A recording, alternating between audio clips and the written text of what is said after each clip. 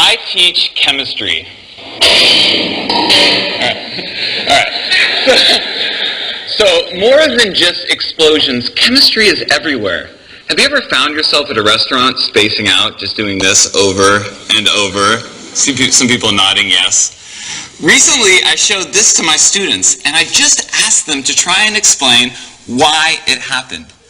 The questions and conversations that followed were fascinating. Check out this video that Maddie from my Period 3 class sent me that evening.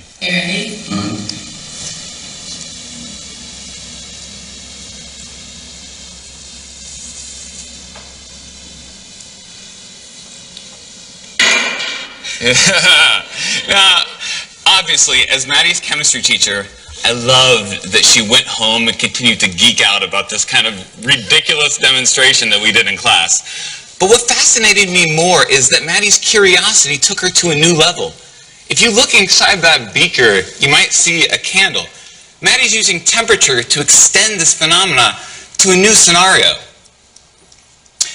Questions and curiosity like Maddie's are magnets that draw us towards our teachers, and they transcend all technology or buzzwords in education. But if we place these technologies before student inquiry, we can be robbing ourselves of our greatest tool as teachers, our students' questions. For example, flipping a boring lecture from the classroom to the screen of a mobile device might save instructional time, but if it is the focus of our students' experience, it's the same dehumanizing chatter just wrapped up in fancy clothing.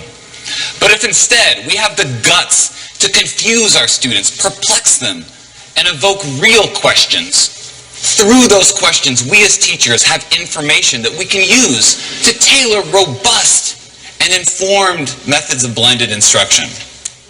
So, 21st century lingo, jargon, mumbo jumbo aside, the truth is, I've been teaching for 13 years now, and it took a life-threatening situation to snap me out of 10 years of pseudo-teaching and help me realize that student questions are the seeds of real learning, not some scripted curriculum that gave them tidbits of random information.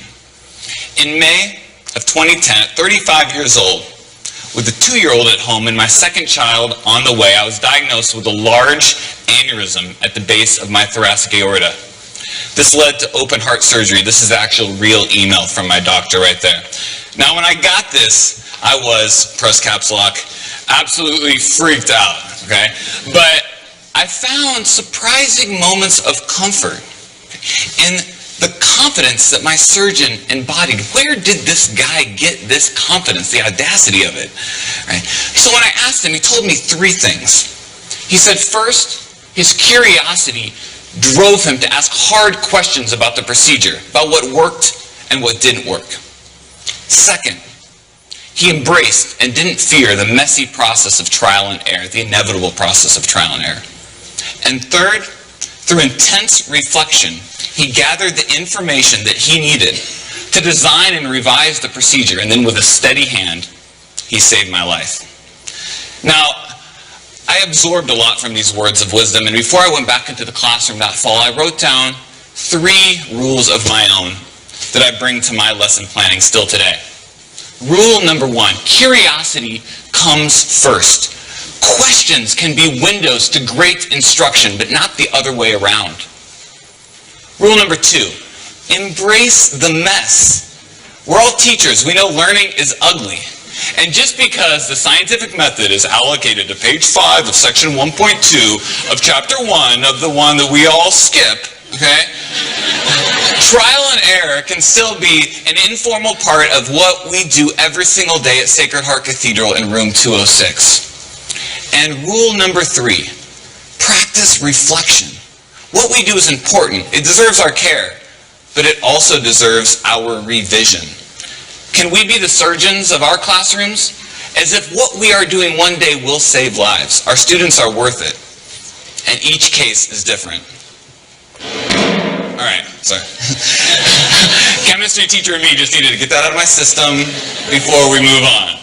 So these are my daughters. On the right, you have little Emma Lou, Southern family, and On the left, Riley. Now, Riley's going to be a big girl in a couple weeks here. She's going to be 4 years old.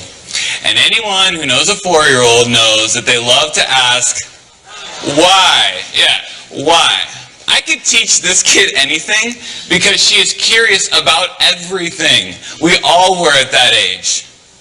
But the challenge is really for Riley's future teachers, the ones she has yet to meet. How will they grow this curiosity? You see, I would argue that Riley is a metaphor for all kids. And I think dropping out of school comes in many different forms. To the senior who's checked out before the year's even begun, or that empty desk in the back of an urban middle school's classroom. But if we as educators leave behind this simple role as disseminators of content and embrace a new paradigm as cultivators of curiosity and inquiry, we just might bring a little bit more meaning to their school day and spark their imagination. Thank you very much.